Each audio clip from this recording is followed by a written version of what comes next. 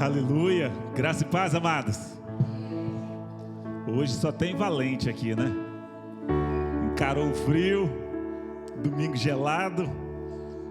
Paulo disse que está escutando há 30 dias, já que o inverno está acabando, esse negócio não acaba, né, Paulo?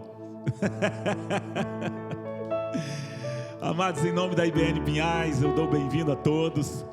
Privilégio poder mais uma vez estarmos juntos aqui nessa noite, e onde mais uma vez estaremos declarando a nossa esperança na promessa do Senhor, a promessa de que Ele virá para nos buscar. A palavra do Senhor diz que todas as vezes que nós nos reunirmos para celebrarmos e para nos lembrarmos da morte e da ressurreição de Jesus, nós estaremos divulgando esse evento até que Ele venha. E nessa noite não é diferente, e por isso o nosso coração se alegra, porque sabemos que em breve, muito em breve, aquele que vem, virá, não tardará. O justo, diz a palavra, vive pela fé. Essa é a nossa esperança. A vocês que estão nos acompanhando aí pelo Facebook, nosso grande abraço, a graça e a paz para vocês. Que o Espírito Santo possa falar também ao coração de vocês, aí onde vocês estão, e que vocês possam mesmo ser agentes dessa transformação na nossa nação, compartilhando, fazendo com que essa mensagem, esse culto, possa ser acessado por seus amigos, os seus parentes, a sua rede aí nas mídias sociais. Amém? Queridos, hoje eu queria falar com os irmãos de forma rápida. Hoje não é dia de falar muito, né? Eu queria falar a respeito da esperança que não decepciona. Nós temos uma viva esperança em Cristo Jesus. A palavra do Senhor diz que foi o próprio Deus quem decidiu buscar-nos, quem decidiu deixar a sua glória através de Cristo Jesus, o seu Filho, para nos buscar e para trazer uma transformação, para fazer com que nós pudéssemos ter esperança. A palavra do Senhor diz que aqueles que andavam, ou para aqueles que andavam no vale de sombra e de morte, raiou uma grande luz. E essa luz veio para iluminar o nosso entendimento e para nos fazer termos a condição de poder termos a nossa eternidade transformada. Paulo, quando ele fala a respeito disso, ele vem explicando de uma forma pormenorizada como é que essa esperança se funda, como é que ela se embasa, como é que ela ganha corpo nas nossas vidas. E nós precisamos ter essa convicção, essa segurança, porque nós precisamos entender que quando a esperança toma conta do nosso coração, assim como a palavra de Deus fala a respeito do amor, também a esperança, ela lança fora todo medo. De uma certa forma, ou de um certo ponto de vista, nós entendemos que a esperança, ela é o oposto do medo. Porque o que é o medo? Uma expectativa de uma coisa ruim gera o medo, e uma expectativa de uma coisa boa gera esperança. Então, quando nós entendemos essa expectativa no nosso coração, quando nós entendemos que a nossa segurança não está naquilo que nós sentimos, não está naquilo que as pessoas nos dizem, não está naquilo que o pastor diz, que o padre diz ou qualquer pessoa diz. A nossa esperança e a segurança da nossa esperança, ela reside, ela habita exatamente naquilo que a palavra de Deus diz. E é por isso que é necessário que conheçamos a palavra. É por isso que é necessário que cada dia o nosso coração esteja baseado nela. Então Paulo, no capítulo 5 de Romanos, no versículo 5, ele diz: e a esperança não nos decepciona, porque Deus derramou o seu amor em nossos corações, por meio do Espírito Santo que Ele nos concedeu. Obrigado, querida. Então ele vem trazendo uma conclusão aqui daquilo que ele fala no começo, dizendo: olha, a esperança não decepciona.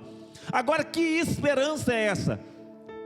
Porque muitas vezes você e eu já fomos decepcionados com algumas esperanças que tivemos. Sim ou não? Ou será que foi só eu?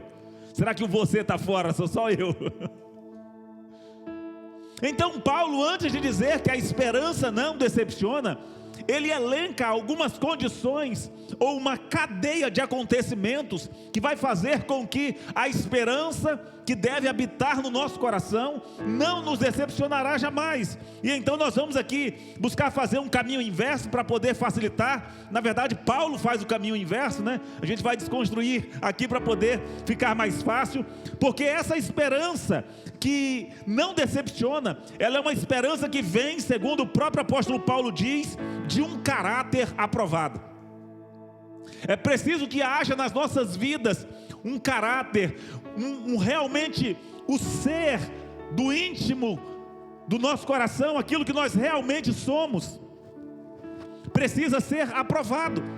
E ele diz que o caráter aprovado, ele só tem lugar nas nossas vidas, ou ele só se apresenta nas nossas vidas, a partir do momento em que nós passamos e somos perseverantes nas situações da nossa vida. Não há como ter o nosso caráter aprovado sem sermos perseverantes no meio da adversidade, no meio da tribulação. Então a esperança, ela está sendo gerada, ela vai sendo gerada, essa esperança que não decepciona, ela vai sendo gerada a partir de um caráter aprovado. Mas o caráter aprovado, ele só é aprovado, ele só estará nessa condição a partir do momento em que as circunstâncias não são suficientes para nos fazer arregar, para nos fazer voltar atrás, para nos fazer abrir mão daquilo que é o propósito de Deus. E ele vem dizendo também que a perseverança, ela se mostra, ela se apresenta exatamente na tribulação. É a tribulação que faz com que a perseverança seja polida.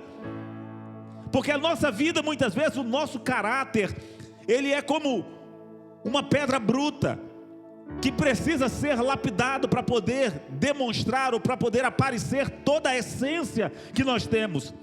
E o que vai fazer com que essa pedra bruta, que é o nosso caráter, seja lapidado, seja mostrado aquilo que está no seu interior, é exatamente a perseverança nos momentos de dificuldade. Porque é a dificuldade, a tribulação, é exatamente que vai fazer com que seja separado, como nós estávamos falando e vamos continuar falando ainda no próximo domingo. É a tribulação, é o tribulos. Eu lembro que eu falei isso para os irmãos aqui uma outra feita, o que é a tribulação, né? A palavra tribulação, ela deriva do tribulos. Tribulos era aquele garfão, um tridente que era usado para revolver os cereais, o trigo. Então colocava-se o trigo no pilão, socava, aí pega um garfão, ou muitas vezes quando bate o arroz, aí pega aquele garfão e separa a palha do trigo, ou a palha do arroz. Para fazer essa separação, usava-se o tribulo. Então, quando se fala de tribulação, se fala exatamente de uma condição que é trazida para as nossas vidas, para separar aquilo que é bom daquilo que é ruim. A tribulação, ela não tem, apesar de que ela é muito usada como um sentido pejorativo, como uma coisa ruim nas nossas vidas, mas não é, porque é exatamente a tribulação que vai nos dar a oportunidade de termos a perseverança exercitada nas nossas vidas, e somente a perseverança que trará um caráter aprovado, que vai fazer com que nós tenhamos uma esperança que não decepciona. Sem a tribulação, certamente é impossível nós termos o nosso caráter lapidado, nós termos a nossa vida aperfeiçoada. Por quê? Porque através disso, através das pressões, é que nós vamos exercendo a nossa fé, exercendo a nossa perseverança, a nossa confiança, e vamos tirando do nosso coração, em algumas circunstâncias que de outra forma elas não apareceriam, nós vamos lapidando e fazendo com que as nossas vidas se encaixem exatamente naquilo que Deus prometeu. É por isso que Paulo diz, e agora lendo na ordem que ele coloca, ele diz: tendo sido, pois, versículo 1 do capítulo 5 da carta de Paulo aos Romanos, ou do Evangelho de Paulo, Diz assim: tendo sido, pois, justificados pela fé, tenhamos paz com Deus, por nosso Senhor Jesus Cristo, por meio de quem obtivemos acesso pela fé a esta graça, na qual agora estamos firmes, e nos gloriamos na esperança da glória de Deus.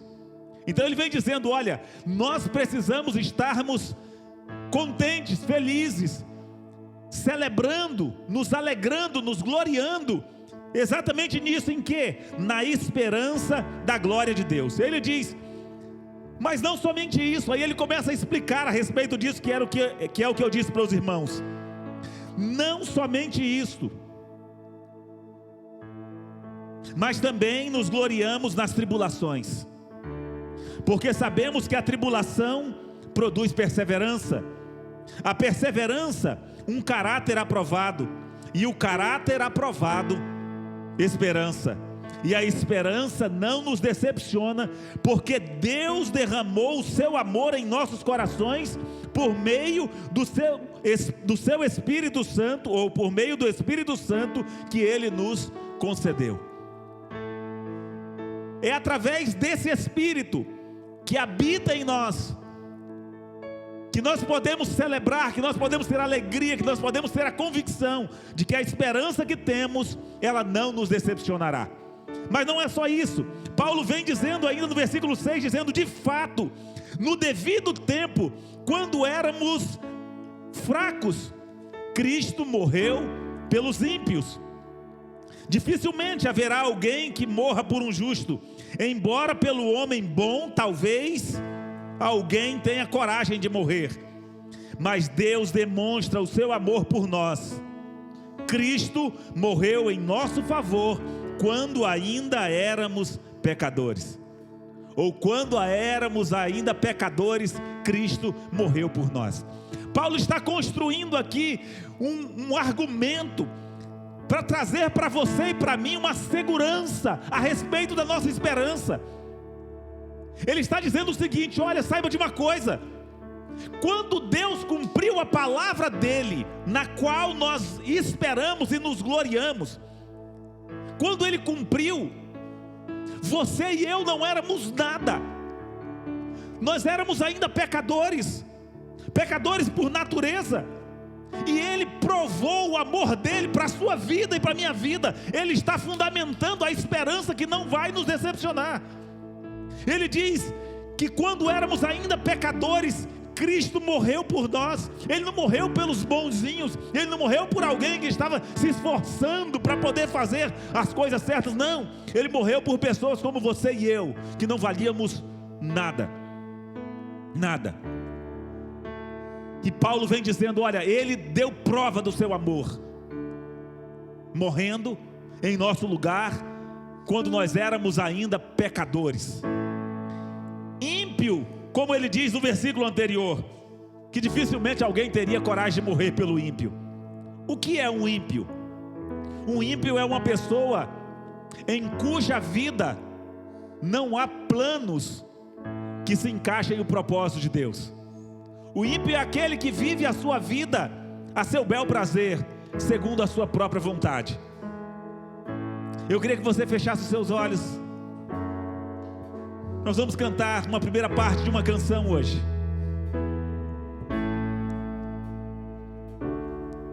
que demonstra exatamente isto.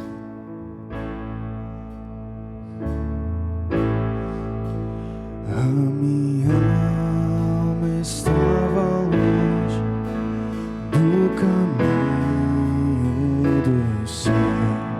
Eu era pobre, perdido, pecador. Esse éramos nós. Mas Jesus transformou minhas trevas em luz. Quando Ele estendeu a sua mão para mim. Aleluia. Era assim que estávamos. Sabe Sabe, querido, a sua esperança não está porque você é bom, não está porque você está se esforçando. A sua esperança não reside exatamente naquilo que você fez, não. A nossa esperança reside naquilo que Ele fez. Ele provou o amor dele para conosco quando ainda estávamos de costas viradas para Ele. Ele veio e morreu por nós. Ele veio nos buscar. Ele veio buscar e salvar o que se havia perdido. É assim que a palavra de Deus diz. Quando Ele estendeu a sua mão, nós estávamos cegos, perdidos, sem paz, sem Jesus, e Ele estendeu a mão para mudar a nossa vida, e agora nós podemos nos regozijar.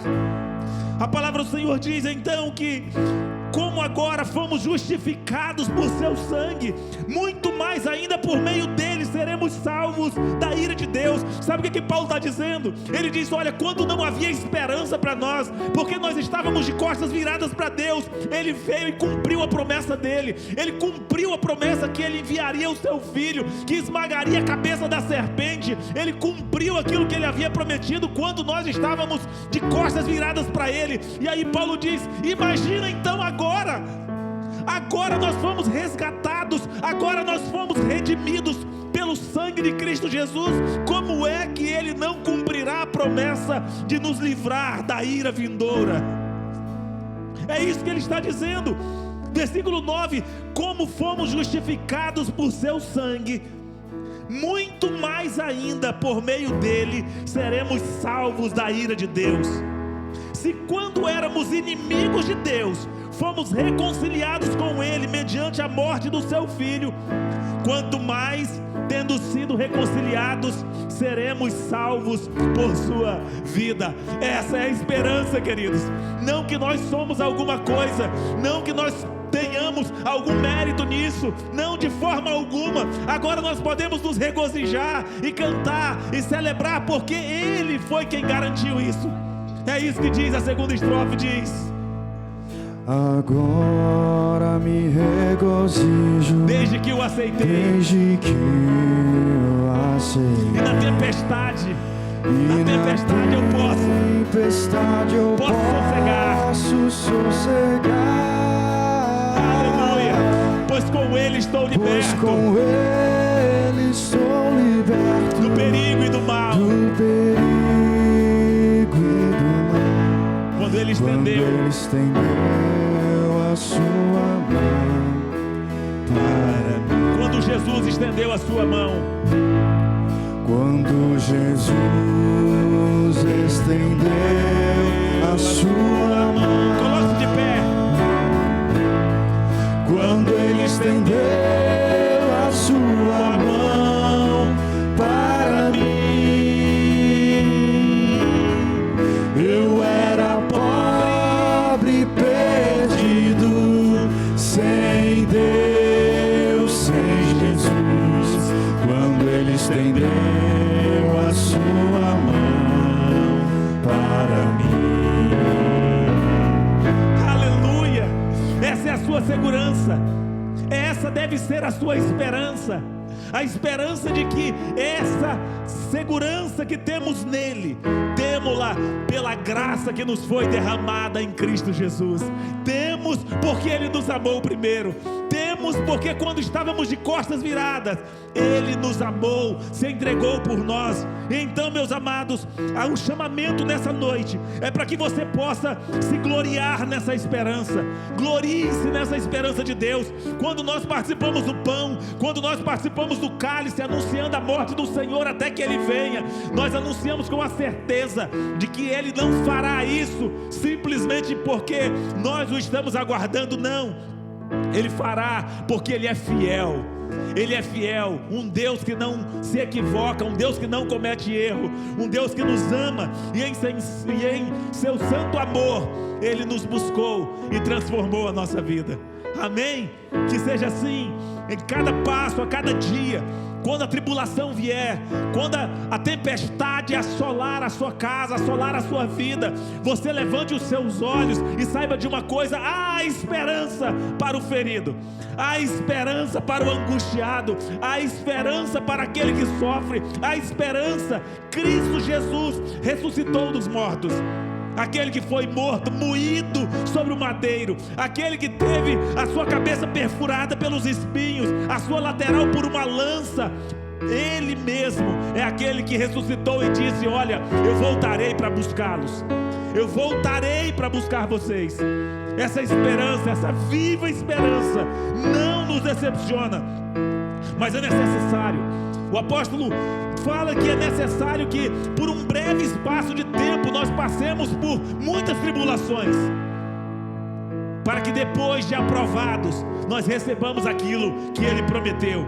Então que as tribulações possam aquietar o seu coração, ou que essa esperança no meio da tribulação possa aquietar o seu coração, sabendo que a tribulação ela vai produzir a perseverança necessária para que o seu caráter seja aprovado, e que essa esperança que há no seu coração possa se renovar a cada dia, que essa esperança no seu coração possa ser algo seguro, uma expectativa do bem que Deus vai fazer, porque Ele prometeu que faria. Porque agora você é filho, agora você é filha, agora nós somos filhos dele. Se quando estávamos de costas viradas, Ele veio e morreu em nosso lugar, muito mais Ele cumprirá a promessa de que agora virá buscar os seus, aqueles que aceitaram a aliança proposta lá na cruz por meio do seu sangue.